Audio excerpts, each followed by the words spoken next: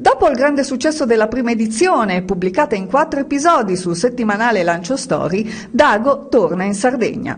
E questa volta lo fa in un libro, il numero 80 di Dago Tutto Colore, volume della collana I Grandi Fumetti Aurea.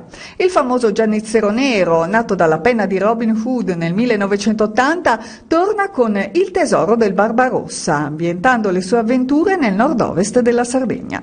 L'incontro di Dago con Assanaga è infatti ambientato tra Sassari, Porto Torres, Lasinara e Olmedo, luoghi ben noti d'altronde allo sceneggiatore dell'episodio, il sassarese Gianluca Piredda, che oltre a Il tesoro del Barbarossa firma anche le altre 2 storie del libro.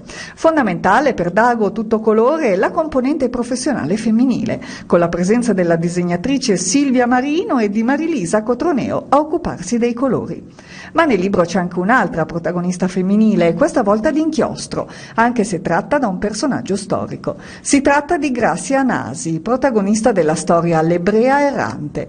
Anasi è stata una delle donne più influenti del Rinascimento, ma le testimonianze giunte fino a noi, oltre a un suo ritratto fatto dal bronzino, sono molto deboli. Di lei si sa che era un'ereditiera nata a Lisbona nel 1510 e che viaggiò per Europa e Occidente con l'obiettivo di riscattare l'immagine dei marrani, gli ebrei perseguitati perché, per sfuggire alle persecuzioni spagnole, decisero di convertirsi al cattolicesimo.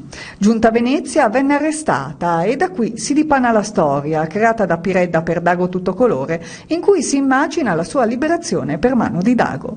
Una storia quanto mai adatta a essere oggetto d'attenzione oggi, in cui si celebra il giorno della memoria, e ogni giorno per chiedersi quanti ancora oggi sono costretti a nascondere origini, fedi e orientamenti per non subire persecuzioni.